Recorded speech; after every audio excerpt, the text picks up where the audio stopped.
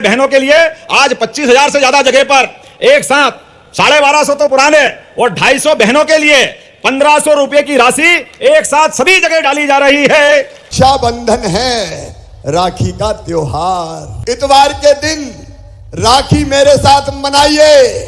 एक जगह मैं रहूंगा, आप सब अपने अपने गांव में इकट्ठा होइए और उस राखी के दिन फिर भाई आपको कुछ ना कुछ उपहार देने का सोचेगा मेरी बहनों, ताकि तुम्हारी जिंदगी और बदले। अभी तो 1250 मिल रहे हैं, आने वाले समय में इतने पैसे हम सब देने वाले हैं बहनों के लिए, उनकी रोजगार के साधन खड़े करने वाले हैं। रेडीमेड गारमेंट्स में लाडली बहनों को 10 से 15,000 रुपए महीना तक दिलाने का, ये ट्रेनिंग भी दिलाने की हमारी सरकार योजना बना रही है। बहनों के लिए आगे बढ़ करके जो अच्छा कर सकते हैं वो जरूर करना चाहिए। और बहन तो क्या, भाइयों के लिए भी ये जो उद्योगों की मालिका बन रही है, ये लाडले भाइयों के लिए भी है, अपने आप के लिए भी ताली बजा दो। भाई और बहन सबका आनंद होना चाहिए। आज थोड़े समय की कमी है, देरी से आने की क्षमा भी चाहता हूं, लेकिन आने के पहले मन आनंद से भर गया। क्या बहनों ने बन्ना बनी सहित अपने भाई के लिए रक्षाबंधन के गीत गाए। जोरदार तालियां बजाओ अपनी बुंदेलखंड की बहनों के लिए। हर एक व्यक्ति की आमदनी बढ़ेगी, हर एक के जीवन में सुख का सूरज निकलेगा, हर एक व्यक्ति के जीवन में उसके बच्चों के लिए आगे लेके चलने के लिए जो जो कल्पना होगी, सरकार सभी प्रकार की मदद करेगी। कई हमारे विरोधी कहते हैं ये बंद हो जाएगी, योजना बंद हो जाएगी, पैसे नहीं है, ये नहीं है। अरे भाई, आपने तो कभी 1 रुपया दिया नहीं। जैसी नियत वैसी बरकत।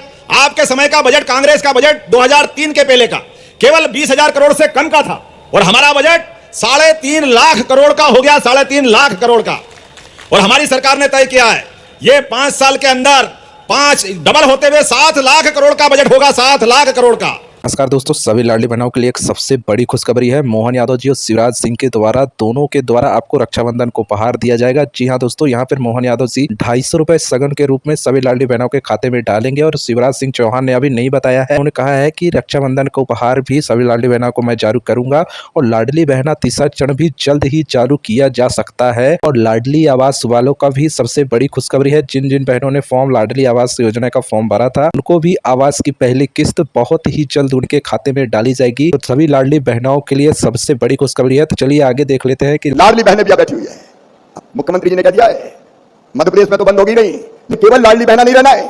अब हमारा संकल्प है लाडली बहना से लखपति बहना बनाना है। लखपति बहना, मेरी बहनों, ये बहनें इसलिए नहीं है कि गरीबी में आंसू बहाएं, मजबूर रहें, हाथ फैलाएं। और प्रधानमंत्री जी का संकल्प है 3 करोड़ लखपति दीदी बनाने का। और मेरी बहनों, लखपति दीदी बनाने का काम भी प्रधानमंत्री जी ने मुझे ही सौंपा है, वो विभाग भी मेरे ही पास है। और हम पूरे देश में अभियान चला रहे हैं, कोई बहन गरीब ना रहे, लखपति दीदी। और अब एक नया कॉन्सेप्ट आया, मिलेनियम दीदी, मतलब केवल 1 लाख तक आमदनी नहीं, क्यों 10 लाख रुपया आमदनी ना हो। और इसलिए आजीविका मिशन के माध्यम से मेरी बहनों कई गतिविधियां और प्रारंभ होने वाली है। हमारा संकल्प पूरा होगा बहनों की गरीबी करके, बहनों की गरीबी दूर करके। उस अभियान में भी हम लगे हुए हैं। और उसके साथ साथ मैं प्रधानमंत्री जी को धन्यवाद देता हूं। बहनों को तो हम आगे बढ़ाएंगे ही, लखपति दीदी बनाने के लिए और कई तरह की योजनाएं हम प्रारंभ कर रहे हैं। कई और नई योजनाएं आपके सामने आएगी, लेकिन गरीबी पूरी तरह से दूर करना है तो कुछ काम और करने हैं। जैसे जिन गरीबों के पास पक्का मकान ना हो, उनका पक्का मकान बनना चाहिए कि नहीं बनना चाहिए? मरी मरी आवाज में मत बोलो, बताओ बनना चाहिए कि नहीं? और इसलिए प्रधानमंत्री जी के आशीर्वाद से 11 लाख से ज्यादा मकान प्रधानमंत्री आवास योजना के मध्य प्रदेश में भारत सरकार ने दिए हैं। और मोहन जी के नेतृत्व में प्रदेश सरकार उन मकानों को बनाने का काम करेगी, तो वो मकान भी बन रहे हैं। लेकिन ये मकान उस सूची में बनेंगे जो सूची पहले से तैयार थी, 2018 के आवास प्लस की सूची। लेकिन उसमें भी कई नाम छूट गए हैं। छूट गए कि नहीं छूट गए? कई के नाम छूट गए। और जब हमारे विधायक जाते हैं तो भेज लेती जनता, टूटी टपलिया देख लो, हमारे पास तो मकान है ही नहीं। अब मैं उनसे कहना चाहता हूं, ऐसी बहनें, ऐसे भाई कौन है जिनके कच्चे मकान है, जरा हाथ उठाएं अभी भी। और सूची में नाम नहीं, कच्चे मकान वालों हाथ उठाओ, अभी बड़ी संख्या में दिख रहे हैं। तो आप चिंता मत करना, फिर से सर्वे हो रहा है, सर्वे शुरू हो गया। 42,000 नाम अभी तक आए हैं। मैं एक बार फिर कह रहा हूं, प्रधानमंत्री जी के आशीर्वाद से जिनके कच्चे मकान है, सर्वे करके आवास की सूची में सबके नाम जोड़े जाएंगे। कोई कच्चे घर में नहीं रहेगा, हर एक गरीब का। योजनाओं से जुड़ी जानकारी के लिए RKZ न्यूज को जरूर सब्सक्राइब करें, ताकि नई योजना आपके फोन में जरूर पहुंचे। की लाइन होती थी तो मकान नहीं मिलता था, कहते थे तो टेलीफोन वाला है। अब टेलीफोन तो हर एक लेके घूमता है, गरीब से गरीब आदमी भी मोबाइल पे बात करता है। तो हमने कहा भैया ये तो सबकी जरूरत है, और इसलिए जिनके पास टेलीफोन होगा उनको भी मकान दिया जाएगा, नंबर 1। नंबर 2, जिनके पास 2 पहिया वाहन होते थे, स्कूटर और मोटरसाइकिल, उनका नाम कट जाता था सर्वे से कि इनको मकान नहीं मिलेगा, ये तो 2 पहिया वाहन वाले हैं, ये तो अमीर आदमी है। लेकिन बताओ मोटरसाइकिल के बिना कोई चलता है क्या? अरे बोल के बताना, चलता है क्या? और इसलिए अब जिनके पास स्कूटर मोटरसाइकिल, अब आजकल तो बहनों के पास भी आजकल स्कूटियां है। और ये एक बदलाव और किया कि जिनके पास 2 पहिया वाहन मोटरसाइकिल स्कूटर होंगे उनको भी मकान दिया जाएगा, उनका नाम भी जोड़ा जाएगा। एक बात और मेरी बहनों, एक नियम बन गया था कि जिनकी आमदनी 10,000 से ज्यादा होगी उनको मकान नहीं मिलेगा। हर महीने 10,000 से ज्यादा। अब बनाना लखपति दीदी तो 10,000 से ज्यादा तो कमाएगी। अगर 10,000 से ज्यादा कमा लिया हर महीना तो नाम ही कट जाएगा। उन बहनों का नाम कटना चाहिए क्या? अरे कटना चाहिए क्या? नहीं कटना चाहिए। और इसलिए अब 15,000 रुपया महीना भी अगर हमारी बहनें कमाएगी तो उनको भी मकान दिया जाएगा, उनका नाम नहीं काटा जाएगा।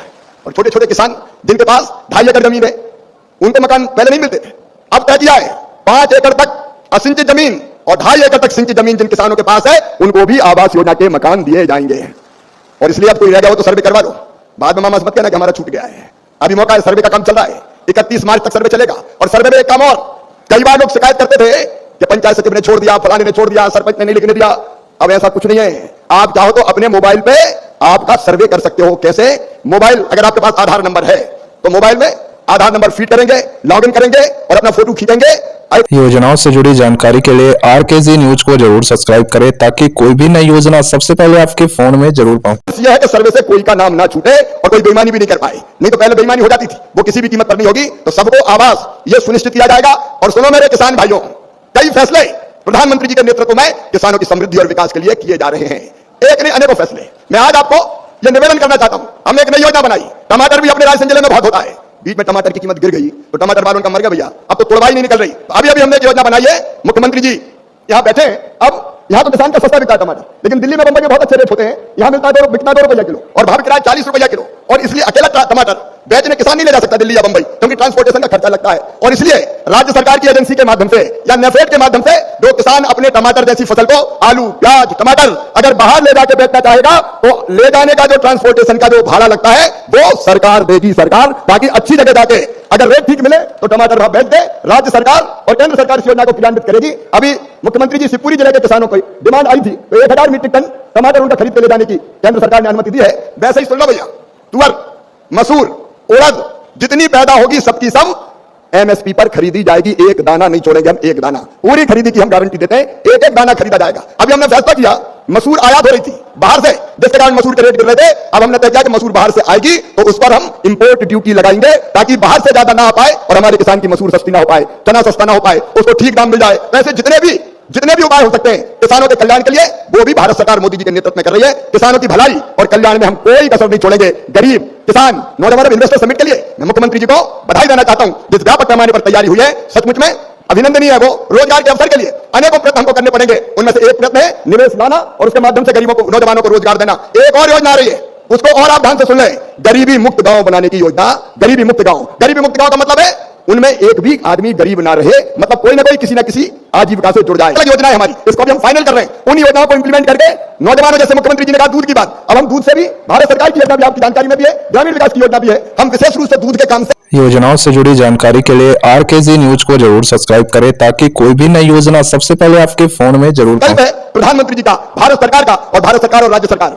ये डबल इंजन की सरकार है, क्योंकि काम तो जमीन पर राज्य सरकार करती है। तो दोनों मिलकर हम तस्वीर भी बदलेंगे और यहाँ की तकदीर भी बदलने में कोई कसर नहीं छोड़ेंगे। और मुख्यमंत्री जी, ये रायसेन जिला है, बरसों से भारतीय जनता पार्टी का समर्थक।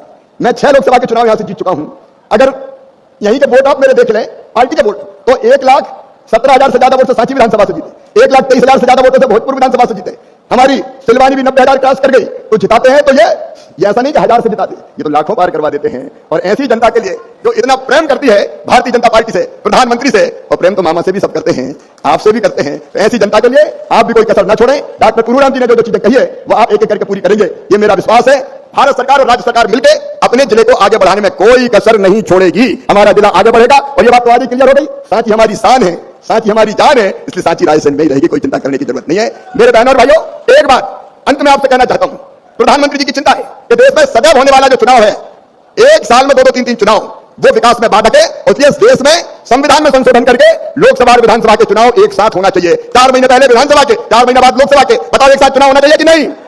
तो आओ हम संकल्प। योजनाओं से जुड़ी जानकारी के लिए आरकेजी न्यूज को जरूर सब्सक्राइब करें ताकि कोई भी नई योजना सबसे पहले आपके फोन में जरूर हमें एक साथ चुनाव का वो पारित होना चाहिए। और ये साथ रहने के लिए प्रधानमंत्री जी को हम दोनों हाथ ऊपर उठा के, दोनों मुट्ठी बांध के, इधर बहने भी, दोनों चुनाव एक साथ हो, देश में सारे चुनाव लोकसभा विधानसभा के एक साथ हो, ये संकल्प हम दोनों हाथ ऊपर उठा के, दोनों मुट्ठी बांध के भारत माता की जय बोल के लेंगे। बोलिए भारत माता की।